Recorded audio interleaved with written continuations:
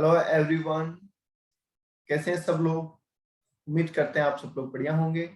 आज हम आपके लिए इनकम टैक्स का मैराथन लेके आए हैं। ये मैराथन जो भी एग्जाम अक्टूबर, नवंबर और दिसंबर 2021 में होने वाले हैं उन सभी के लिए रिलेवेंट है और आपका सारे सब्जेक्ट का जो पूरा टोटल सब्जेक्ट है इनकम टैक्स का, उसका आपका एक कंप्लीट रिवीजन इसके अंदर हो जाए।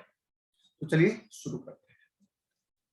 बेसिक कंसेप्ट सबसे पहले हम पढ़ रहे हैं। इसके अंदर हमने क्या देखा, क्या हम इसमें देखते हैं सर कि जो कॉन्स्टिट्यूशन ऑफ इंडिया है सर, उसने गवर्नमेंट को पावर दिया टैक्स लगाने का कि भाई आप क्या करें, इंडिया चलाएं, देश चलाएं और देश चलाने के लिए आप टैक्स का इस्तेमाल करें, क्योंकि पैसा चाहिए होगा आपको डेवलपमेंट करने के लिए, फैसिलिटी प्रोवाइड करने के लिए पैसे की जरूरत पड़ेगी।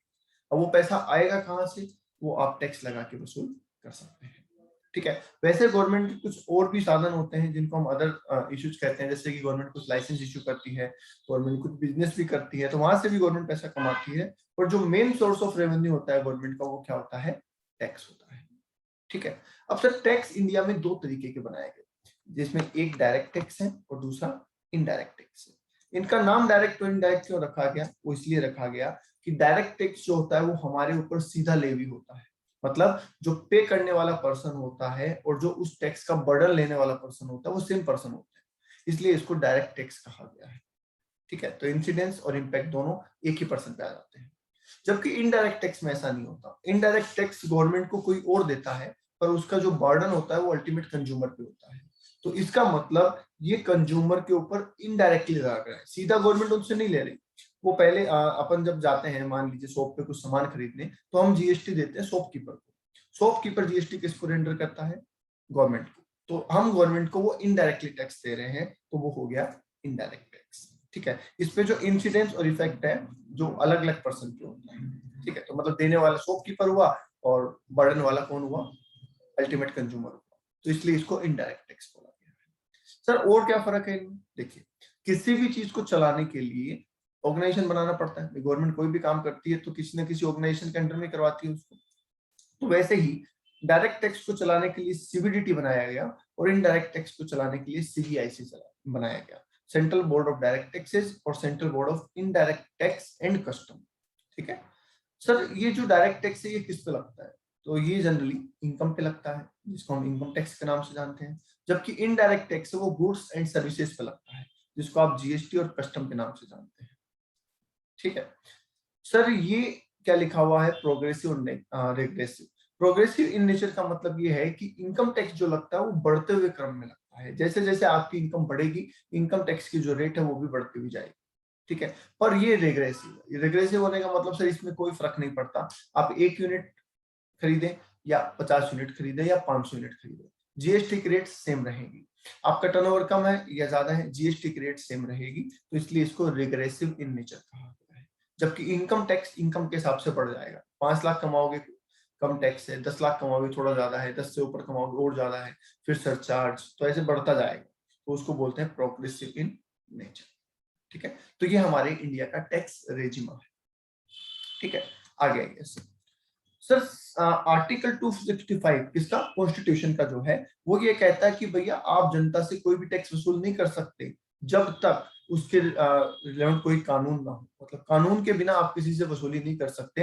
अगर आप कोई वसूली कर रहे हैं तो अवैध मानी जाएगी। ठीक है। तो कानून का बनना जरूरी है वसूली करने के लिए। आगे आया आर्टिकल 246। अब आर्टिकल 246 ने क्या कहा, ये सुनिए। देखिए जैसा हम जानते हैं कि हमारे इंडिया में सिर्फ दो तरीके की गवर्नमेंट काम करती है, एक सेंट्रल गवर्नमेंट और एक स्टेट गवर्नमेंट। सेंट्रल गवर्नमेंट एक होती है क्योंकि सेंटर में है, और स्टेट गवर्नमेंट अलग अलग स्टेट के अलग होती ही है। अब जाहिर सी बात है जब दो लोग काम करने वाले होंगे तो काम करने का तरीका भी अलग होगा। ठीक है। सोच भी अलग होगी। तो यहाँ पे क्या किया गया कि भाई इंडिया में तो बहुत सारे काम करती है गवर्नमेंट, तो कौन सा काम सेंट्रल करेगी और कौन सा काम स्टेट करेगी। तो इस बात को सुलझाने के लिए, इस झगड़े को सुलझाने के लिए आर्टिकल 246 को लाया गया। 7 शेड्यूल के आर्टिकल 246 की बात कर रहे हैं। इसने कहा कि देखिए हम एक काम करते हैं, हम काम का बंटवारा कर देते हैं। कुछ काम हम सेंट्रल गवर्नमेंट को दे देंगे, कुछ हम स्टेट गवर्नमेंट को दे देंगे, और जो बचा हुआ काम है वो दोनों को मिलकर करना पड़ेगा, क्योंकि जो काम पूरे इंडिया के लिए होगा उसमें दोनों की सहमति जरूरी होगी। ठीक है। तो यहाँ पे देखिए 3 लिस्ट बनी है। जो आपको दिख रही होगी 3 लिस्ट बनाई गई है। इसमें पहली लिस्ट है, इसका नाम होता है यूनियन लिस्ट। इसको क्या बोला जाता है? Union list. इसमें जो भी काम लिखे हैं वो सेंट्रल गवर्नमेंट करती है। दूसरी लिस्ट बनाई गई जिसका नाम ही स्टेट लिस्ट रखा गया, तो जाहिर सी बात है इसमें जो काम लिखे हैं वो कौन करता है? स्टेट गवर्नमेंट करता है, ठीक है। और तीसरी लिस्ट लिखी है कॉन्करेंट लिस्ट, तो इसमें सेंट्रल गवर्नमेंट और स्टेट गवर्नमेंट मिलकर काम करते हैं, ठीक है। तो आप ये देख लीजिए, अब जो भी टैक्स यूनियन लिस्ट में होगा वो सेंट्रल गवर्नमेंट लगाएगी, ठीक है। जो भी जो टैक्स है वो स्टेट गवर्नमेंट को लगाना है वो स्टेट लिस्ट में मेंशन होगा, और जो टैक्स दोनों गवर्नमेंट को मिलकर लगाना है वो कॉन्करेंट लिस्ट में लिखा हुआ रहेगा, राइट। चलो सर, क्या जीएसटी इसमें शामिल है? जीएसटी के लिए एक अलग से आर्टिकल है 246A, जिसमें जीएसटी के बारे में बात की गई है। क्योंकि हम डायरेक्ट टैक्स की बातें कर रहे हैं, डायरेक्ट टैक्स पढ़ रहे हैं, तो जीएसटी के बारे में हम ज्यादा बात नहीं करेंगे। जीएसटी के बारे में हमने सिर्फ इतनी बातें करनी थी कि टैक्स इंडिया में कितना हो तरीके का होता है, वहीं पे जीएसटी का जिक्र आया है, बाकी कहीं पे हम जीएसटी का कोई जिक्र नहीं करेंगे, ठीक है। तो आगे जितनी भी बात हम करेंगे वो किसकी करेंगे सर? वो हम बात करेंगे इनकम टैक्स की, ओके। चलो सर, इनकम टैक्स इन तीनों में से कौन सी लिस्ट में आता है यही बता दो, क्योंकि ये तो हमारे काम की चीज है। यस, देखिए इनकम टैक्स कवर होता है यूनियन लिस्ट में। इनकम टैक्स कवर होता है यूनियन लिस्ट में। तो यूनियन लिस्ट जो है उसमें बहुत सारी एंट्री है, तो एंट्री नंबर 82 में आपका इनकम टैक्स कवर होता है। तो जाहिर सी बात है इनकम टैक्स लगाने का पावर किसके पास हो गया? सेंट्रल गवर्नमेंट के पास। पर यहाँ पे एक एक्सेप्शन डाल दिया गया कि एग्रीकल्चर इनकम जो है उस पर टैक्स लगाने का पावर यूनियन लिस्ट में नहीं है, उस पर टैक्स लगाने का पावर स्टेट लिस्ट में है। तो इसका मतलब सर एग्रीकल्चर इनकम पे टैक्स स्टेट गवर्नमेंट लगाएगी, बिल्कुल। एंट्री नंबर 46 में, ठीक है। तो टोटल जो इनकम टैक्स की एप्लीकेबिलिटी है उसके लिए आपको 2 एंट्री याद रखनी है, entry number 82 of union list और entry number 46 of state list. Union list के अंदर सेंट्रल गवर्नमेंट को बोला गया कि सारी इनकम पे आप टैक्स लगाएंगे एक्सेप्ट एग्रीकल्चर इनकम, और जबकि एंट्री नंबर 46 में स्टेट गवर्नमेंट को बोला गया कि आप एग्रीकल्चर इनकम पे टैक्स लगा सकते हैं। हालांकि एट प्रेजेंट इंडिया में एग्रीकल्चर इनकम एक्सेप्ट है, ओके। चलिए, ये हो गया कॉन्स्टिट्यूशनल पावर। आगे आ जाइए सर कि टैक्स का क्या सीन है, इंडिया में टैक्स कैसे लगता है। तो देखिए 2 टैक्स है, हम ऑलरेडी बता चुके हैं। इसमें income tax, wealth tax, STT आता है। वेल्थ टैक्स अबोलिश हो चुका है, हट चुका है, और इनडायरेक्ट टैक्स में जीएसटी, कस्टम वगैरह कवर होते हैं। तो हमें तो बात किसकी करनी है सर? इनकम टैक्स की। तो चलिए इनकम टैक्स की बात करते हैं। तो अगर आप इनकम टैक्स को अच्छे से समझना चाहते हैं तो आपको 6 बातें समझनी पड़ती हैं। अगर आपने ये 6 बातें पढ़ ली तो आप इनकम टैक्स की अच्छे से समझ रखने लग जाएंगे, जिसमें सबसे पहले आता है इनकम टैक्स एक्ट 1961, जिसमें इनकम टैक्स किस पे लगेगा, कब लगेगा, कितना लगेगा, कैसे लगेगा, कब रिटर्न भरनी है, रिटर्न नहीं भरोगे तो क्या होगा, टैक्स नहीं भरोगे तो क्या होगा, पेनल्टीज, ये सारी बातें इसके अंदर की गई है। तो इसमें प्रोविजंस दिए गए हैं, बेसिकली इसमें क्या दिए गए हैं? प्रोविजंस दिए गए हैं, ठीक है। तो इसमें अलग अलग सेक्शन है और सेक्शन में प्रोविजन लिखे हुए हैं। सर कितने सेक्शन है? तो इसमें 298 टोटल सेक्शंस और 14 शेड्यूल्स हैं, ठीक है, जिसमें सारी बातें लिखी हुई। इसी को सपोर्ट करने के लिए इनकम टैक्स रूल 1962 बनाया गया है। तो इसके अंदर गवर्नमेंट ने अलग अलग रूल बनाए हैं, ठीक है। अब रूल क्यों बनाए जाते हैं सर? प्रोविजन बना दिए तो रूल की क्या जरूरत थी? देखिए प्रोविजन अपनी जगह है। अब कई बार क्या होता है कि एक प्रोविजन के ही बहुत सारे पार्ट्स होते हैं, ठीक है, बहुत सारी लिस्ट होती है, तो उन पार्ट्स या लिस्ट को क्या करते हैं, रूल के अंदर बना दिया जाता है, और यहाँ पे सिर्फ रेफरेंस का इस्तेमाल कर दिया जाता है कि एज पर रूल 4। तो मान लीजिए एज पर रूल 4 बोला, अब आपको अगर पता है रूल 4 क्या है तो ठीक है, और नहीं पता तो आप इनकम टैक्स रूल्स में जाइए और वहां पे जाके रूल 4 पढ़ लीजिए, समझ गए। तो इससे क्या होगा, एक्ट कॉम्प्लिकेटेड नहीं होगा, ठीक है। तो ये अलग से रूल बना दिए गए, और ये रूल बनाने का पावर सेंट्रल गवर्नमेंट के पास है, ठीक है। ये भी ध्यान रखिएगा, रूल कौन बनाता है? सेंट्रल गवर्नमेंट बनाती है। आगे आ जाइए सर, एनुअल फाइनेंस एक्ट, ये मोस्ट इंपोर्टेंट चीज होती है आपके स्टडी पर्पस के लिए। देखिए इनकम टैक्स एक्ट तो एक बार बना, रूल्स भी एक बार बने, पर सर हर साल जो चेंजेस होते हैं इनकम टैक्स में वो कहां से आते हैं? तो सर वो आते हैं annual finance act. Sir annual finance act क्या है? देखिए आप एनुअल फाइनेंस एक्ट को मे भी ना जानते होंगे, बट बजट को जरूर जानते होंगे। हर साल 1 फरवरी को आम बजट पेश होता है। उस आम बजट में एक फाइनेंस बिल रखा जाता है। क्या रखा जाता है? फाइनेंस बिल रखा जाता है। फाइनेंस बिल के अंदर आने वाले ईयर में डायरेक्ट और इनडायरेक्ट टैक्स में जो चेंज करने का गवर्नमेंट सोच रही है वो लिखे जाते हैं कि क्या क्या वो चेंज करना चाह रहे हैं, राइट। जब वो बिल उसमें रख दिया जाता है, पेश कर दिया जाता है, फिर वो बिल लोकसभा और राज्यसभा में भेजा जाता है for the assent, parliamentary assent के लिए। तो पार्लियामेंट में उसको पास करवाया जाता है। जैसे ही वो दोनों हाउस में पास हो जाता है, मतलब लोकसभा और राज्यसभा में पास हो जाता है, तो फिर उसको भेजा जाता है हमारे फर्स्ट पर्सन राष्ट्रपति के पास, प्रेसिडेंट के पास। और जैसे ही प्रेसिडेंट उस पर सिग्नेचर करते हैं, दैट बिकम्स एन एक्ट। वो क्या बन जाता है? फाइनेंस बिल की जगह फाइनेंस एक्ट बन जाता है। समझ गए? कोई भी कानून इंडिया में ऐसे ही बनता है, पहले बिल होता है और बाद में वो क्या बन जाता है? एक्ट बन जाता है, जैसे ही वो दोनों सदन, दोनों हाउसेज में पास होगा और प्रेसिडेंट के सिग्नेचर होंगे, तो दैट बिकम्स एक्ट और वो इफेक्ट में आ जाता है। सर कोई भी जो फाइनेंस एक्ट आता है वो अप्लीकेबल कब से होता है? तो वो आने वाली 1 अप्रैल से अप्लीकेबल होता है। तो देखिए, फाइनेंस एक्ट 2020 जो आया वो 1 अप्रैल 2020 से इफेक्ट में आ जाएगा। तो हमें जो इनकम निकालनी है 1 अप्रैल 2020 से 31 मार्च 2021 निकालनी है, तो हमारे लिए फाइनेंस एक्ट 2020 रिलेवेंट होगा। ठीक है, चलिए। तो हमारे प्रीवियस ईयर से जस्ट पहले का जो फाइनेंस एक्ट होता है वो हमारे लिए रिलेवेंट होता है, ये बात आप ध्यान रखिएगा। आगे आ जाइए sir, government notification. Government notification का मतलब क्या होता है कि सर अगर मान लीजिए गवर्नमेंट को साल के दौरान कोई रूल बनाना है, ठीक है, अब बजट तो अगले साल आएगा और गवर्नमेंट इंतजार नहीं करना चाहती तब तक, उनको लगता है कि मुझे तो पहले ही बनाना है, ठीक है, तो वो क्या कर सकते हैं? नोटिफिकेशन जारी करके भी रूल बना सकते हैं, नोटिफिकेशन इश्यू करके भी वो रूल बना सकते हैं। समझ गए?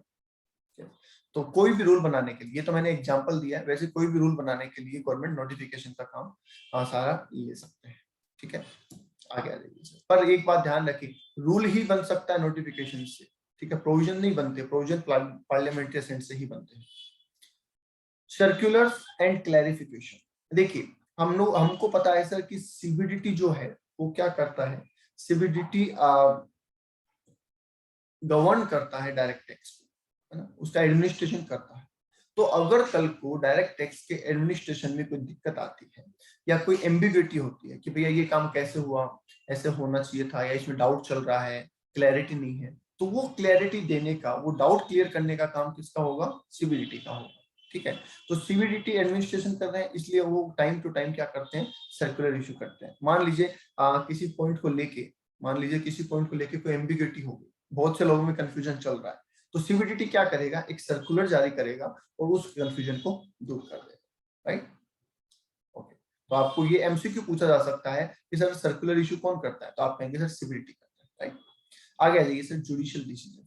जुडिशियल डिसीजन का मतलब सर ये है कि एक्ट बनाने के बाद भी कई जगह पे ऐसे होते हैं कि बहुत सारे कॉन्ट्राडिक्टरी डिसीजन आ जाते हैं, जिसमें अपीलेट ट्रिब्यूनल हो सकता है, CIT appeals, appellate tribunal, high court, supreme court, ये सब हो सकते हैं। इनके कई जजमेंट आ जाते हैं जो हमारे रूल्स के अगेंस्ट, पर अगर जजमेंट दिया है किसने? कोर्ट ने या हमारी अपीलेट अथॉरिटी ने, तो उसकी भी तो वैल्यू है। तो इन सब को भी आप इस्तेमाल कर सकते हैं एज ए लॉ, जब तक उस प्रोविजन में अमेंडमेंट ना हो जाए। ठीक है, तो मान लीजिए कि मेरा इनकम टैक्स एक्ट जो है वो किसी पॉइंट पे साइलेंट है, पर रिसेंटली उसमें एक हाई कोर्ट का डिसीजन आया, तो मैं अपना असेसमेंट करने के लिए, अपना टैक्स कैलकुलेट करने के लिए उस डिसीजन को ध्यान में रख सकता हूं और उसके अकॉर्डिंग अपनी कैलकुलेशन कर सकता हूं, वो वैलिड होगा। ठीक है, जब तक कि उस प्रोविजन को चेंज ना कर दिया। अगर corresponding to such decision act को ही अमेंड कर दिया जाए, तो फिर उस डिसीजन की कोई वैल्यू नहीं है, क्योंकि वो तो एक्ट को चेंज कर दिया गया उसके लिए। समझ गए? तो ये भी आपके लिए अप्लीकेबल हो जाते हैं। तो समझ गए, 6 चीजें आपको याद रखनी है: income tax act 1961, income tax rule 1962, annual finance act, और अभी आपके लिए 2020 है, government notification, circulars and judicial decision. इन सबको मिला के आपको अपनी इनकम और उस पर टैक्स कैलकुलेट करना चाहिए। आगे आ जाइए सर, अब हम इसमें क्या पढ़ेंगे? तो देखिए, इन 6 चीजों में हमें स्पेशली क्या पढ़ना है वो देखिए। हमें स्पेशली पढ़ना होता है सर इनकम टैक्स एक्ट पढ़ना होता है।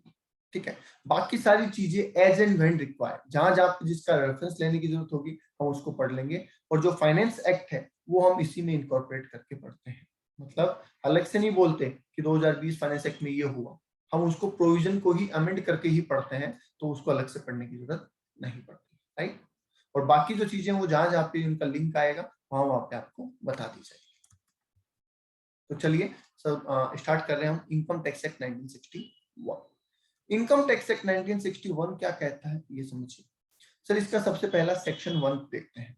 देखिए किसी भी एक्ट का, चाहे वो इनकम टैक्स एक्ट है, चाहे वो कॉन्ट्रैक्ट एक्ट है, चाहे सेल ऑफ गुड्स एक्ट है, नेगोशिएबल इंस्ट्रूमेंट है, कंपनीज एक्ट है, कोई भी है, किसी भी एक्ट का सेक्शन 1 क्या करेगा, उसका स्कोप, उसका कमेंसमेंट या उसका इंट्रोडक्शन देगा। जैसे हम किसी से मिलते हैं तो जाहिर सी बात है सबसे पहले हम क्या करते हैं, इंट्रोडक्शन करते हैं। तो वैसे ही एक्ट अपने आप का इंट्रोडक्शन करेगा सेक्शन 1 के अंदर, ठीक है, और हमें बताएगा कि सर मेरा नाम ये है, इनकम टैक्स एक्ट 1961 मेरा नाम है, मेरे अंदर 298 सेक्शंस हैं और 14 शेड्यूल्स हैं, ये बता रहा है हमें सेक्शन 1, ठीक है। सर ये इनकम टैक्स एक्ट कहाँ लगता है, ये पूरे इंडिया में लगता है। अब सर ये बताने की जरूरत क्या है, इनकम टैक्स एक्ट है, इंडिया का कानून है, तो पूरे में लगता। देखिए पहले क्या होता था, जब आर्टिकल 370 था यहाँ पे जम्मू एंड कश्मीर को लेके, तो उस टाइम पे कुछ कानून ऐसे थे जो जम्मू एंड कश्मीर में नहीं लगा करते, तो वहां पे ऐसा लिखा जाता था इंडिया एक्सेप्ट J&K। तो अब तो वैसे भी सारी चीज एप्लीकेबल है, पर इनकम टैक्स स्टार्टिंग से ही पूरे इंडिया पे लगता हुआ आया है। पहले 370 हटने से पहले भी वो पूरे इंडिया पे लगता था और अभी भी पूरे इंडिया पे लगता है। सर कब से एप्लीकेबल होगा ये, सर 61 में बना था, 61 में बना था, 1 अप्रैल 62 से एप्लीकेबल होगा। मतलब जो इनकम आप 1 अप्रैल 62 से कमाएंगे वहां से ये एक्ट लगना स्टार्ट हो जाएगा, ठीक है। आगे आ जाइए सेक्शन 2। अब किसी भी एक्ट का सेक्शन 2 भी एक ही बात करेगा और वो होती है डेफिनेशन। सर ऐसा क्यों होता है कि हर एक्ट का जो सेक्शन 2 है वो डेफिनेशन की ही बात करता है, तो सुनिए। देखिए डेफिनेशन की बात इसलिए कर रहे हैं कि एक्ट बहुत बड़ा होता है और एक्ट में कई शब्दों का इस्तेमाल बार बार किया जाता है। अब बार बार उस शब्द को समझाना कि इस शब्द के अंदर कौन कौन आते हैं, इस वर्ड का क्या मतलब है, ये थोड़ा सा मुश्किल हो जाता है। तो सेक्शन 2 क्या करता है कि जो भी शब्द बार बार इस्तेमाल आने वाले हैं, रिपीटेटिवली यूज आने वाले हैं, उनको पहले ही डिफाइन कर देता है कि भैया इस शब्द का मतलब ये है। जैसे मानिए एक शब्द यहाँ पे आता है एसएससी, एसएससी में बहुत सारे लोग कवर होते हैं, ठीक है, तो वो कौन कौन कवर होते हैं वो पहले समझा दिया। अब आगे एक्ट में कहीं नहीं समझाएगा, वहां पे बस शब्द का इस्तेमाल करेगा, एसएससी एसएससी एसएससी, समझ गए। वैसे ही असेसमेंट ईयर, प्रीवियस ईयर, तो उनको यहाँ पे डिफाइन कर दिया जाता है ताकि बार बार ना समझाना पड़े, इसलिए डेफिनेशन का सेक्शन होता है। हमारी पहली डेफिनेशन है पर्सन की। सर पर्सन क्या, तो देखिए पर्सन का मतलब यहाँ पे नेचुरल पर्सन भी है और आर्टिफिशियल पर्सन भी है। तो इनकम टैक्स में 7 तरीके के पर्सन होते हैं, ये आपको ध्यान रखना है, ये एमसीक्यू पूछा जा सकता है।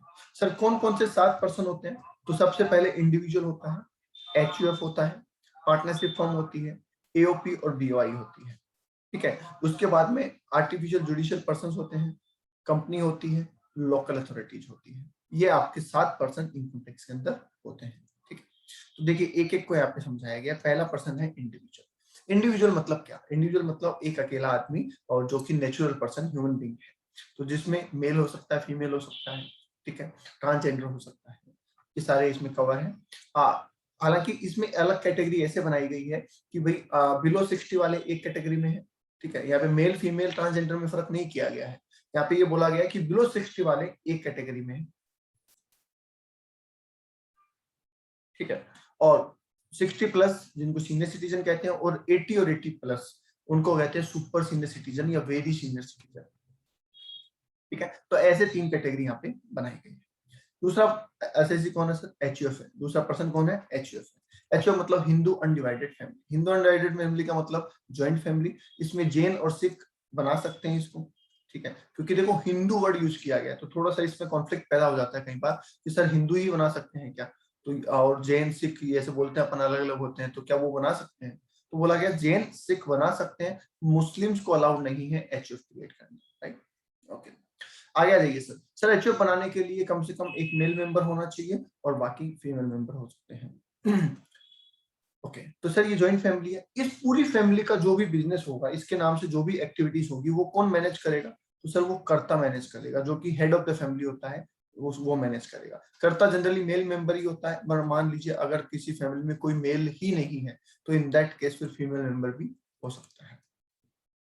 चलिए तीसरा पर्सन आ जाएगी सर फॉर्म। फॉर्म का मतलब यहाँ पे पार्टनरशिप फॉर्म से है, ठीक है, जो कि इंडियन पार्टनरशिप एक्ट 1932 में रजिस्टर्ड है, और इसमें एलएलपी भी शामिल है, लिमिटेड लायबिलिटी पार्टनरशिप भी शामिल होती है, जो कि 2008 में एक्ट आया था, ठीक है।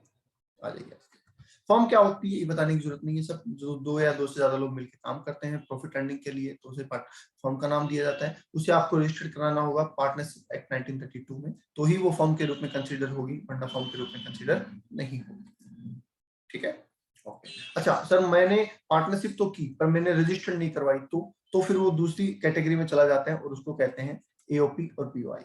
अगर आप रजिस्टर्ड नहीं कराएंगे उसको पार्टनरशिप एक्ट में तो वो जॉइंट वेंचर में चला जाएगा और उसको हम बोलेंगे एओपी, एसोसिएशन ऑफ पर्सन, मतलब पर्सन का मिलके काम करना, राइट। हमारा चौथा पर्सन है सर एओपी और पीओआई। अब यहाँ पे समझ लीजिए, एओपी का मतलब सर एसोसिएशन ऑफ पर्सन, मतलब पर्सन का एक ग्रुप, और बीओआई का मतलब बॉडी ऑफ इंडिविजुअल, सिर्फ इंडिविजुअल का ग्रुप। तो दोनों में फर्क क्या हुआ, एओपी में इंडिविजुअल, कंपनी, फर्म, एओपी कोई भी मेंबर बन सकता है क्योंकि ये पर्संस का ग्रुप है। समझ रहे हैं, अपन 7 पर्सन पढ़ते हैं, उन सातों का ग्रुप है, तो कोई भी पर्सन मिलकर इसमें ग्रुपिंग कर सकते हैं। जबकि बीओआई इंडिविजुअल का ग्रुप है, तो इसमें सिर्फ इंडिविजुअल ही मेंबर बन सकते हैं। समझ गए, ये इसका सबसे बड़ा फर्क है। तो इसमें मेंबर कोई भी हो सकता है, इंडिविजुअल, एचओ, फर्म, कंपनी, जबकि इसमें जो मेंबर सिर्फ इंडिविजुअल हो सकते हैं। ठीक है, एओपी जो होता है वो कॉमन ऑब्जेक्टिव, मतलब कि जैसे प्रॉफिट मोटिव, पैसा कमाने के लिए होता है। इसका एग्जांपल की बात करें तो जॉइंट वेंचर होता है। बीओआई कई बार कॉमन ऑब्जेक्टिव के लिए होता है और कई बार नहीं होता है। जैसे मान लीजिए कोई क्लब है, अब कुछ लोग उस क्लब में क्यों जाते हैं, अपने किसी अलग पर्पज के लिए जाते हैं, कोई किसी अलग पर्पज के लिए जाते हैं, तो वो कॉमन ऑब्जेक्टिव हो जरूरी नहीं है। क्लब और सोसाइटी इसके बेस्ट एग्जाम्पल हो जाते हैं। अगला जो एसएससी है सर वो है कंपनी। कंपनी में देखिए यहाँ पे अपन ने जब लॉ में पढ़ते हैं अपन बहुत टाइप की कंपनियां, कि private company, public company, listed company, unlisted company, small company, बड़ी कंपनी, ऐसा यहाँ पे ऐसा कुछ नहीं है। यहाँ पे कंपनियों को दो ही कैटेगरी में बांटा गया है, एक इंडियन कंपनी और एक फॉरेन कंपनी। ठीक है, तो दो कंपनी कंपनी का स्टेटस क्रिएट करती है। Next sir local authority. Local authority का मतलब जो हमारे लोकल जो लॉज है उनको फॉलो करवाते हैं, जैसे नगर पालिका, नगर निगम, जेडीए, म्युनिसिपैलिटी, ये सब आ जाते हैं इसमें। ठीक है, पंचायत ये सब इसी का पार्ट है। सातवां पर्सन है artificial judicial person. Artificial judicial person मतलब जो हमारे मंदिर हैं, जो हमारी यूनिवर्सिटीज हैं, ठीक है, जो कोई पर्सन है नहीं पर कानून की नजर में है, तो उनको बोलते हैं आर्टिफिशियल जुडिशियल पर्सन। ठीक है, तो 7 पर्सन इनकम टैक्स में होते हैं, ये बात आपको ध्यान रखनी है। सर 7 पर्सन होने का मतलब क्या है, 7 पर्सन होने का मतलब है कि इन 7 रूप में, है ना, जैसे माता जी के 9 रूप होते हैं ना, दुर्गा जी के, वैसे ये हमारे 7 रूप है इनकम टैक्स वालों के, जिनका इन 7 रूप में हमें टैक्स देना पड़ सकता है अगर हम जिस भी रूप में हम काम करेंगे उस रूप में। दूसरी जो डेफिनेशन है सर एसएससी की है। सर पर्सन और एसएससी में फर्क है क्या, हाँ जी, पर्सन और एसएससी में फर्क है। देखिए पर्सन वो सातों लोग होते ही होते हैं, ठीक है, तो अगर आज मैं इंडिविजुअल हूं तो मैं पर्सन हूं, ठीक है, मैं कंपनी बना लेता हूं तो मैं पर्सन हूं, तो पर्सन तो है। एसएससी हम तभी होते हैं जब हमारा टैक्स बनता है। एसएससी हम तभी होते हैं जब हमारा टैक्स बनता है। तो हम कहेंगे हु इज लाइबल टू पे टैक्स, जो लाइबल होता है टैक्स पे करने के लिए वही एसएससी होता है, बाकी एसएससी नहीं होते हैं। तो मान लीजिए मैं इंडिविजुअल और मैं कुछ कमाता नहीं, तो मैं पर्सन तो हूं पर मैं एसएससी नहीं हूं। समझिए, अब एसएससी 3 तरीके के बताएं आप। एक तो डायरेक्ट एसएससी। डायरेक्ट एसएससी मतलब जो खुद की इनकम पे टैक्स भरता है वो डायरेक्ट एसएससी है। जाहिर सी बात आप कहोगे सर सब खुद की पे भरते हैं, नहीं ऐसा नहीं है, कई लोग दूसरे की इनकम पे भी टैक्स भरते हैं, अभी आगे बात करते हैं। दूसरा sir indirect SSC. Indirect SSC का मतलब जो दूसरे के बिहाफ पे टैक्स भरता है, जैसे मान लीजिए सर कि कोई नॉन रेजिडेंट है ना, कोई विदेशी आदमी, तो विदेशी आदमी तो टैक्स भरने आएगा नहीं, उसने अपना एजेंट बना दिया यहाँ, वो एजेंट उस विदेशी आदमी के, उस फॉरेनर के बेस पे टैक्स भर रहा है, तो वो इनडायरेक्ट एसएससी हो गया। ठीक है, मान लीजिए कोई बच्चा है और बच्चा इनकम कमा रहा है, अब वो कैपेबल नहीं है टैक्स भरने के लिए, तो उसका लीगल गार्जियन टैक्स भरेगा, तो वो जो गार्जियन होगा वो भी उसका रिप्रेजेंटेटिव होगा, तो वो भी इनडायरेक्ट एसएससी हो गया, क्योंकि वो अपनी इनकम पे टैक्स नहीं दे रहा, वो उस बच्चे की इनकम पे टैक्स दे रहा है। समझ गए, तो जब आप दूसरे लोगों की इनकम पे टैक्स पे करते हैं तो आप बन जाते हैं इनडायरेक्ट एसएससी। ठीक है, नेक्स्ट है defaulting SSC. Sir defaulting SSC का मतलब कि भैया टैक्स पे करने के लिए लाइबल थे पर नहीं किया, तो डिफॉल्ट हो गया, और डिफॉल्ट होते हैं आप क्या बन गए, एसएससी से डिफॉल्टिंग एसएससी बन गए। ठीक है, तो ये एसएससी की डेफिनेशन हमने पढ़ी। प्रीवियस ईयर, ये बड़ी इंपॉर्टेंट बात है। क्या, देखिए जैसे अकाउंट्स में अकाउंटिंग पीरियड और फाइनेंशियल ईयर का इस्तेमाल किया जाता है, वैसे ही इनकम टैक्स में प्रीवियस ईयर शब्द का इस्तेमाल किया जाता है। प्रीवियस ईयर और असेसमेंट ईयर, ये दो शब्दों का इस्तेमाल किया जाता है। प्रीवियस ईयर का मतलब जिस ईयर में हमने इनकम कमाई और जिस ईयर की हम कैलकुलेशन कर रहे हैं उसे कहते हैं प्रीवियस ईयर। ठीक है, जनरली ये ईयर 1 अप्रैल से 31 मार्च होता है। ठीक है। जनरली वर्ड क्यों बोला, वो इसलिए बोला कि मान लीजिए अगर किसी ने नया बिजनेस स्टार्ट किया है, तो जिस दिन उसने बिजनेस स्टार्ट किया वहां से लेके 31 मार्च तक उसका पहला प्रीवियस ईयर हो जाएगा। ठीक है। अगला प्रीवियस ईयर तो अप्रैल टू मार्च ही होगा, पर पहला प्रीवियस ईयर 1 साल से कम हो सकता है कि जिसने अगर mid of the year business start किया तो पहला साल जिस दिन बिजनेस स्टार्ट किया वहां से लेके 31 मार्च तक रहेगा। ठीक है। ओके, बाकी केस में ये अप्रैल से मार्च ही रहेगा। तो ये हमारा प्रीवियस ईयर हो जाता है। ठीक है। असेसमेंट ईयर, असेसमेंट ईयर का मतलब कर निर्धारण वर्ष, मतलब कि जिस साल हम टैक्स कैलकुलेट करते हैं। तो बेसिकली ये प्रीवियस ईयर के अगला साल होता है। ठीक है। प्रीवियस ईयर में हम कमाते हैं और अगले साल में हम उसकी कैलकुलेशन करके टैक्स का पेमेंट कर देते हैं। तो it just next to the previous year. Sir क्या ये भी अप्रैल टू मार्च होता है? यस, ये भी अप्रैल टू मार्च होता है। क्या नए बिजनेस में भी अप्रैल टू मार्च होगा? यस, ये नए बिजनेस में भी अप्रैल टू मार्च ही होगा। मतलब मैं ये कह सकता हूं कि असेसमेंट ईयर कभी भी 12 महीने से कम का नहीं हो सकता। प्रीवियस ईयर हो सकता है, असेसमेंट ईयर नहीं हो सकता है। ठीक है। तो फिलहाल हम असेसमेंट ईयर 2021-22 पढ़ रहे हैं और प्रीवियस ईयर कौन सा पढ़ रहे हैं हम? 2020-21 पढ़ रहे हैं। ठीक है। तो ये बात आप ध्यान रखिएगा, 2020-21 प्रीवियस ईयर और 21-22 असेसमेंट ईयर पढ़ रहे हैं। ठीक है। आगे अब देखिए हमारा रूल क्या कहता है, इनकम टैक्स में क्या रूल बनाया गया। इनकम टैक्स में रूल बनाया गया कि सर जो प्रीवियस ईयर में हम कमाएंगे उसका टैक्स हमें असेसमेंट ईयर में देना है। क्योंकि देखिए पहला साल तो हमारा गुजर जाता है कमाने में, तो वो कितना कमाया, उसका टैक्स कितना होता है, वो सब चीजें हम देखेंगे अगले साल 31 मार्च के बाद। तो इसलिए बोला गया कि प्रीवियस ईयर में आप जो कमाएंगे उसका टैक्स आपको असेसमेंट ईयर में देना है। ठीक है। अब इस रूल के कुछ एक्सेप्शन आ गए, मतलब कई मामले ऐसे हो गए जहां पे हमें इस साल की इनकम पे इसी साल टैक्स लेना है। ठीक है। गवर्नमेंट ने कहा कि भैया कुछ केस में हम ये नहीं बोलेंगे कि आपने इस साल कमाया अगले साल टैक्स दे दो, नहीं, इस साल का टैक्स तो आपको इसी साल देना पड़ेगा। तो वो हो गए इस रूल के एक्सेप्शन, अपवाद हो गए। ठीक है। तो क्या है सर ऐसे ऐसे कौन से केस है बताओ, तो सुनो। पहला केस है sir shipping business of non resident. अगर कोई नॉन रेजिडेंट है और वो शिपिंग बिजनेस में लगा हुआ है और वो इंडिया आता है, जैसे कैसे, मान लीजिए एक विदेशी व्यक्ति है, एक फॉरेनर है। ठीक है। एक फॉरेनर है, वो मान लीजिए किसी भी देश में काम, श्रीलंका में काम करता है ऐसे मान, वो इंडिया में अपना शिप लेके आया और इंडिया में शिप लाके मुंबई पोर्ट से उसने कुछ पैसेंजर बिठाए और उनको आगे लेके आया। जिन लोगों को उसने मुंबई पोर्ट से बिठाया या जो भी सर्विस उसने मुंबई पोर्ट पे दी अपनी, वो इनकम तो उसकी इंडिया में कमाई हुई इनकम है। अब वो शिप लेके चला गया तो फिर क्या अगले साल वो टैक्स देने वापस आएगा? क्या पता आएगा या नहीं आएगा। तो गवर्नमेंट ने कहा भैया तुम्हारे लिए ऑप्शन नहीं है, तुम्हें तो अभी टैक्स देना पड़ेगा, तुमने अभी इनकम कमाई है तो तुम्हें अभी का भी टैक्स देना पड़ेगा, वरना हम तुम्हें यहाँ से जाने नहीं देंगे। समझ गए? तो उसके लिए ये रूल काम नहीं करेगा। तो जहां पे भी गवर्नमेंट को लगा मुझे टैक्स का लॉस हो सकता है, वहां पे गवर्नमेंट ने मना कर दिया कि नहीं भैया ये काम आपको हम नहीं करने। ठीक है। आगे देखिए, पर्सन लिविंग इंडिया परमानेंट, ये बात ध्यान रखिएगा। घूमने आप जाते हो कोई दिक्कत नहीं है, पर अगर आप हमेशा के लिए देश छोड़ के जा रहे हैं, सपोज आज आप हमेशा के लिए देश छोड़ के जा रहे हैं, तो 1 अप्रैल से लेके अभी तक जो आपने कमाया है, क्या इसका टैक्स आप अगले साल देने के लिए आएंगे? नहीं, आप तो परमानेंट जा रहे हैं, आप क्यों आएंगे? तो इसलिए आपको बोला कि नहीं भैया हम आपको जाने नहीं देंगे, पहले आज तक का टैक्स पे करो, आज तक आपने जो कमाया वो टैक्स पे करो, फिर हम आपको जाने देंगे। ठीक है। तो यहाँ पे भी ये रूल आपका काम नहीं आएगा। AOP and BOI form dissolve during the year. मान लीजिए आपने किसी स्पेशल पर्पस के लिए इसी साल कोई फॉर्म बनाई और इसी साल उसको खत्म भी कर दिया, कोई शॉर्ट वर्क के लिए बनाई, 2 महीने चली, 2 महीने के बाद आपने बंद कर दिया।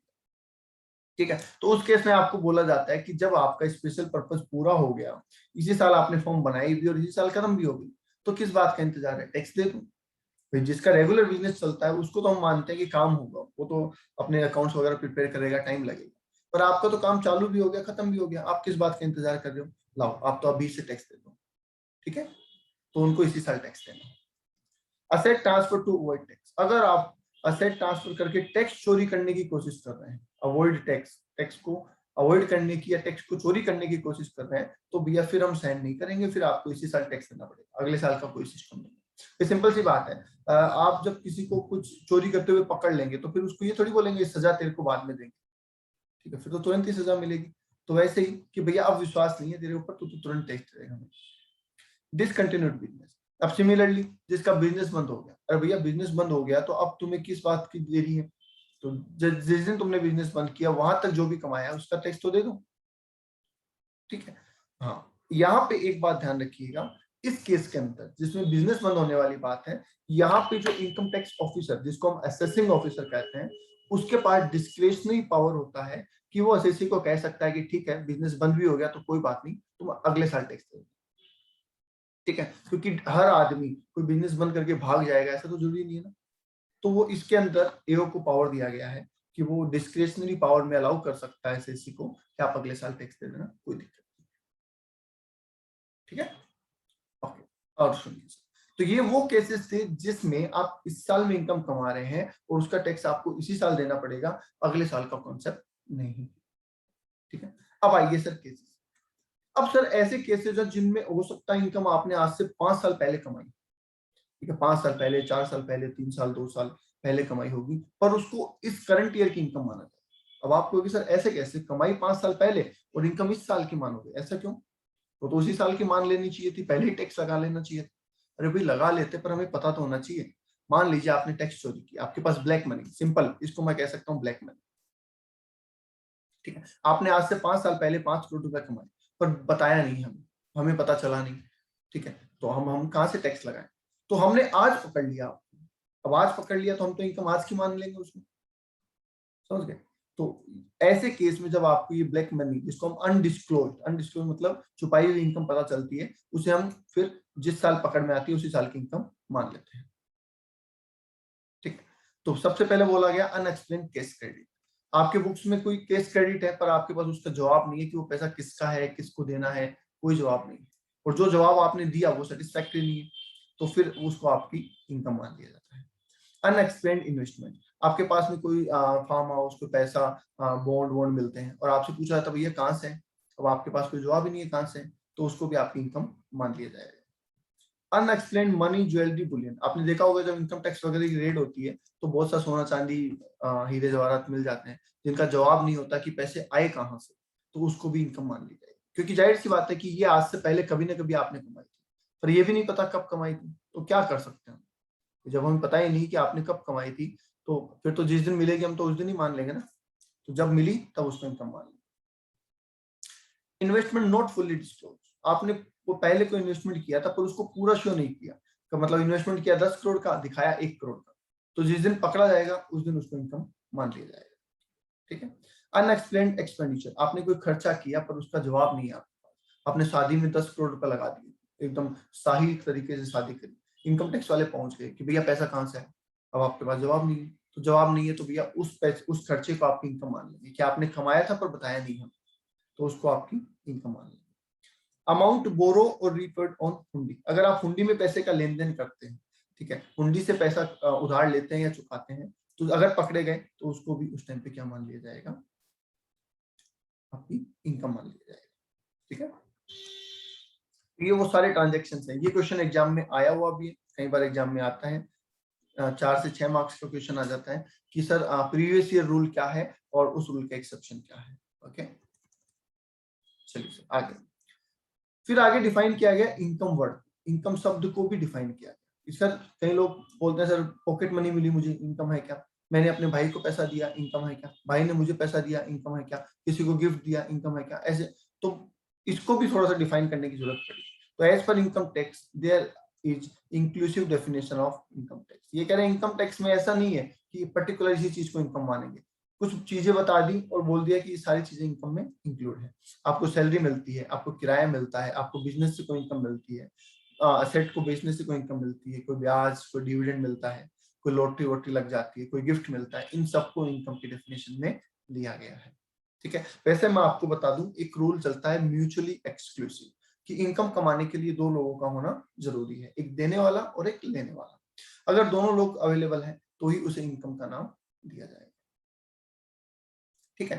तो ये बात जरूरी है, अपने आप से कोई इनकम नहीं कमा सकता, no one can earn income from himself, जैसे आप अपने ही पैसे पे इंटरेस्ट की बात करें तो वो इनकम नहीं होगी इनकम टैक्स के हिसाब से, ये बात ध्यान रखिएगा, ये बहुत इंपॉर्टेंट बात है, ठीक है। आगे जाइए sir, concept of income, concept of income क्या कहता है ये सुनिए। देखिए कंसेप्ट ऑफ इनकम बहुत अच्छी बात कहता है, बहुत बार मैं जब बच्चों से पूछता हूँ तो एक सवाल आता है बच्चों का कि सर मैंने कहा कि सर किसी ने ना, एक आदमी ने पैसे लेके किसी का मर्डर कर दिया, है ना, पैसे लिए 5 लाख रुपए और किसी का मर्डर कर दिया, बताओ उसके लिए वो इनकम टैक्सेबल है? वो कहता नहीं नहीं सर वो तो टैक्सेबल नहीं होता, इलीगल। तो यहाँ पे ये बात समझना जरूरी है कि इनकम टैक्स इनकम पे लग रहा है, उसको इस बात से मतलब नहीं होता कि वो इनकम लीगल है या इलीगल है। क्योंकि अगर इलीगल इनकम पे टैक्स ना लगाएं और लीगल पे टैक्स लगाएं, तो आप सोचो लोग किस चीज के लिए इंकरेज होंगे कि हम तो इलीगल काम करेंगे भैया, टैक्स नहीं देना पड़ेगा, ठीक है। और ब्लैक मनी नाम की तो फिर चीज ही नहीं होगी। अगर हम इलीगल बिजनेस वगैरह को या इलीगल एक्टिविटी को इनकम टैक्स से बाहर कर दें, तो फिर ये ब्लैक मनी जो माफिया वाफिया है, जितने भी लोग हैं उनके पास तो जो पैसा है वो तो व्हाइट मनी हो जाएगा।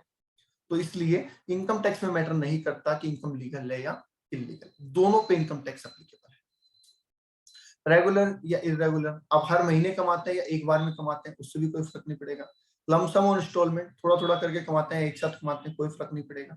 कैश और काइंड, इससे भी फर्क नहीं पड़ेगा, मतलब सैलरी आपको कैश में मिले या फिर ना आपको काम करने के बदले राशन मिल जाए, कोई फर्क नहीं पड़ेगा, दोनों टैक्सेबल है। दोनों की वैल्यू निकाल के टैक्सेबल कर दी जाएगी। फ्यूचर इनकम पे टैक्स नहीं लगेगा, जो हो चुका है उसी पे टैक्स लगेगा, ठीक है। ये देखो ये लिखा हुआ, ये मोस्ट इंपॉर्टेंट पॉइंट है।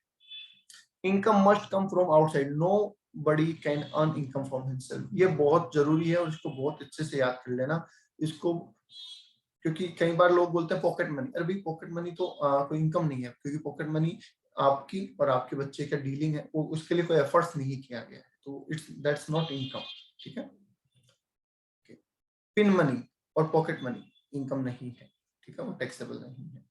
एप्लीकेशन ऑफ इनकम मतलब जब हमें पैसा मिल जाता है तो हम उसका क्या इस्तेमाल करते हैं उसको बोलते हैं यूज, यूज को बोलते हैं एप्लीकेशन, हम कहाँ लगा रहे हैं उसको, ठीक है।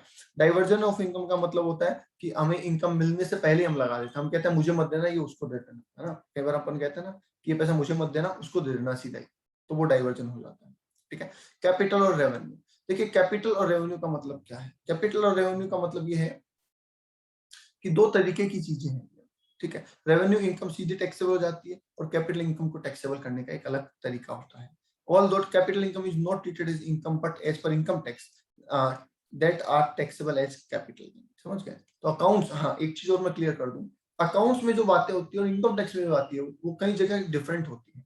तो अकाउंट्स में कैपिटल का अलग ट्रीटमेंट होता है, यहाँ पे 5 हेड पढ़ेंगे हम आगे, तो उसमें कैपिटल इनकम टैक्सेबल होती है, ठीक है। आगे आ जाइए सर, चार्ज ऑफ इनकम, ये बहुत इंपॉर्टेंट पॉइंट है, सुनिए। देखिए किसी भी इनकम को टैक्सेबल करने के लिए हमारे पास पावर होना चाहिए, और वो जो पावर होता है वो एक चार्जिंग सेक्शन में होता है, उसको बोलते हैं चार्जिंग सेक्शन, ठीक है। तो इनकम टैक्स में वो जो पावर बोला गया है वो सेक्शन 4 में बोला गया है, और जो कि चार्जिंग सेक्शन है। तो आपको अगर कोई पूछ ले कि सर इनकम टैक्स का चार्जिंग सेक्शन क्या है, तो आप कहेंगे सर 4 है, ठीक है। Income tax is levied on person having income, अब ये बताएगा कि किस पे टैक्स लगेगा। तो भैया ऐसा पर्सन जिसकी इनकम है उस पे इनकम टैक्स लगेगा। पहला बताया किस रेट से लगेगा, सर जो भी रेट प्रिस्क्राइब्ड है उस रेट से। अब प्रिस्क्राइब रेट क्या है वो हम आगे पढ़ेंगे, ठीक है। It is levied on the basis of residential status और प्लेस ऑफ अक्रूवल। देखिए कोई भी इनकम, यही नहीं ऑल ओवर वर्ल्ड में दो तरीके से इनकम टैक्सेबल होती है, या तो आपके रेजिडेंशियल स्टेटस के हिसाब से, या आपने इनकम कहाँ पे कमाई है उसके हिसाब से। जैसे हम विदेश में इनकम कमाते हैं तो वहां पे भी टैक्स लगता है, यहाँ पे भी टैक्स लगता है, ठीक है। यहाँ पे इसलिए लगता है कि हम यहाँ के रेजिडेंट है, और वहां पे टैक्स इसलिए लगता है क्योंकि हमने वहां कमाया है, तो दोनों जगह पे टैक्स लगता है। तो पूरे वर्ल्ड में दो बेसिस पे टैक्स लगता है, सोर्स ऑफ इनकम या जिसको हम अक्रूवल ऑफ इनकम बोल सकते हैं, और एक हमारा रेजिडेंशियल स्टेटस, ठीक है। तो ये सारी चीजें देख लेंगे, अगर फुलफिल होती है तो टैक्स लगा देंगे, अदरवाइज कोई दिक्कत नहीं है। आगे आ जाइए। Income of the previous year of a person is charge to the tax immediately following assessment year. ये हम ऑलरेडी पढ़ चुके हैं कि प्रीवियस ईयर में जो कमाते हैं उसका टैक्स असेसमेंट ईयर में देना होता है। चलिए क्लियर है यहाँ तक, आगे सुनिए। हेड्स ऑफ इनकम, ये हेड्स ऑफ इनकम आपको पता है क्या होता है। सेक्शन 14 कहता है, देखिए अकाउंट्स वाले तो क्या करते हैं, सारी इनकम की अकाउंटिंग एक जगह कर देते हैं, यहीं से डिफरेंस स्टार्ट हो जाता है अकाउंट्स में और टैक्स में। अकाउंट्स वाले सारी इनकम एक जगह ही अकाउंट करते हैं और एक जगह ही उसकी कैलकुलेशन करते हैं, जबकि इनकम टैक्स में इनकम को 5 भागों में बांटा गया है, जिनको हम हेड्स ऑफ इनकम कहते हैं। वो इसलिए किया गया कि थोड़ा इजी हो जाए। मान लीजिए कि मेरा काम ही जॉब करना है, तो मैं बिजनेस के रूल क्यों पढूं, मुझे बिजनेस के जो भी रूल्स एंड कंडीशन है वो क्यों पढ़ने हैं, नहीं पढ़ने, तो इसलिए बोला गया कि आपको वो नहीं पढ़ना है, समझ रहे। मान लीजिए कोई बिजनेस करता है, वो कहता है मैं जॉब वाले रूल क्यों पढूं, तो इसलिए 5 कैटेगरी की इनकम बना दी, तो जिसकी जैसी इनकम वो वैसे अपनी कैलकुलेशन कर ले। तो पहली इनकम बनाएगी जॉब से, जिसको हम सैलरी हेड बोलते हैं। दूसरी रेंटल इनकम, जो घर से हमें किराया मिलता है, घर में इसमें दुकान मकान सब आ जाते हैं, उनका किराया आ जाता है। हम कोई बिजनेस या प्रोफेशन कर रहे हैं तो वो यहाँ आ जाता है। अगर किसी एसेट को बेचने पे हमें इनकम हो रही है तो कैपिटल गेन में आ जाती है। और बाकी जो इनकम बच जाती है, ठीक है, जो रिमेनिंग इनकम है वो अदर सोर्स में। तो जो इन चारों में नहीं आएगी वो किस में आएगी, अदर सोर्स में आएगी, तो इसको रेजिडरी हेड भी बोलते हैं, ठीक है, कि जो बची कुछ इनकम इसमें आ जाती है। अब आपको देखिए टोटल इनकम कैसे निकालनी होती है, इसको बोलते हैं ग्रॉस टोटल इनकम, कि आप पांचों हेड की, इसमें क्या कमाया, इसमें क्या कमाया, इसमें इसमें और इसमें, तो इनकम टैक्स के हिसाब से आपने पांचों हेड में क्या कमाया वो आप निकाल देते हैं, तो आपके पास ग्रॉस टोटल इनकम निकल के आ जाती है, ठीक है। अब सर ग्रॉस टोटल इनकम निकाल रहे हैं तो क्या लॉस भी इसमें शामिल है, जरूरी नहीं है ना कि हर हेड के अंदर हमारा प्रॉफिट ही हो, किसी में लॉस भी तो हो सकता है, हाँ सर लॉस भी हो सकता है, तो क्या लॉस भी इनकम में शामिल है, यस लॉस हमेशा इनकम में शामिल ही होता है, क्योंकि लॉस कुछ होता ही नहीं है। हम बेसिकली ऐसे बोला जाता है कि पॉजिटिव इनकम और नेगेटिव इनकम, लॉस कुछ नहीं होता, नेगेटिव इनकम होती है, ठीक है। तो जब भी हम प्लस माइनस करते हैं, कोई टोटल लगाते हैं तो ऐसे ही लगाते हैं ना, पॉजिटिव फिगर और नेगेटिव फिगर दोनों को एडजस्ट करके तो लगाते हैं, तो लॉस अपने आप शामिल हो जाता है, इनकम शब्द के अंदर लॉस अपने आप शामिल है, क्योंकि वो नेगेटिव इनकम है, लॉस नहीं, ठीक है। तो यहाँ पे अगर हमें एक हेड में लॉस और एक में प्रॉफिट भी हुआ होगा तो जीटीआई पे पहुंचने से पहले हम उसको भी एडजस्ट कर देंगे, जिसका नाम होता है set of and carry forward of losses या ब्रॉट फॉरवर्ड ऑफ लॉसेज, ठीक है। सर अगर मुझे मेरी, जैसे आपने शुरू में बताया था कि डायरेक्ट एसएससी और इनडायरेक्ट एसएससी, अगर मुझे मेरी इनकम के अलावा किसी और की इनकम पे भी टैक्स देना है, ठीक है, तो मेरे अंदर जोड़ के देना है, तो उसको क्लबिंग ऑफ इनकम कहते हैं, उसको क्या बोलते हैं, क्लबिंग ऑफ इनकम। तो मैं अपनी पांचों हेड की इनकम लूंगा, अपने अंदर किसी की इनकम जोड़नी है वो जोड़ूंगा, और कोई मेरा घाटा है तो उसको एडजस्ट करूंगा, ये सब करके मेरे पास जो बचेगा finally, that is called gross total income, ठीक है। अब ग्रॉस टोटल इनकम में से हमें कुछ डिडक्शन दी जाती है, जैसा आप जानते हैं चैप्टर 6A के अंदर डिडक्शन दी जाती है, और सेक्शन 80C से लेके 80U में कवर होता है। इसके अंदर हमने अगर कोई इन्वेस्टमेंट कर रखा है LIC, मेडिक्लेम और कहीं पे, या हमने कोई डोनेशन दे रखा है, या हमने कोई लोन ले रखा है, उन सब की डिडक्शन यहाँ पे मिलती है हमें, और वो हम लेस कर देंगे, उस पर हमें टैक्स देने की जरूरत नहीं है। तो ग्रॉस टोटल इनकम में ये डिडक्शंस लेस करने के बाद जो अमाउंट बचेगा वो होगा हमारा टोटल इनकम, और उस पर फाइनली हमें टैक्स पे करना होता है, ठीक है। तो इसको आप टोटल इनकम या टैक्सेबल इनकम भी आप इसको बोल सकते हैं, और इनकम टैक्स में इसका नाम टोटल इनकम ही बोला गया है। तो ग्रॉस टोटल, और ग्रॉस में से डिडक्शन घटते ही ग्रॉस हट जाएगा और टोटल इनकम रहेगा, राइट। टैक्स रेट आपको यहाँ पे दे रखी है, पर टैक्स रेट हम यहाँ नहीं समझेंगे, जब हम असेसमेंट्स पढ़ेंगे सबके तब वहां पे हम टैक्स रेट को समझेंगे, ओके। तो आप देख सकते हैं यहाँ पे आपको टैक्स रेट मेंशन की हुई है, surcharge, marginal relief, health and education cess, ये सारी बातें जब हम असेसमेंट्स पढ़ेंगे, मतलब जब इनकी इनकम निकालना स्टार्ट करेंगे तब हम इन सबको पढ़ेंगे, ये सारी बातें तभी पढ़ने लायक, ओके। चलिए आगे चलते हैं दूसरे टॉपिक के ऊपर, जिसका नाम है रेजिडेंशियल स्टेटस।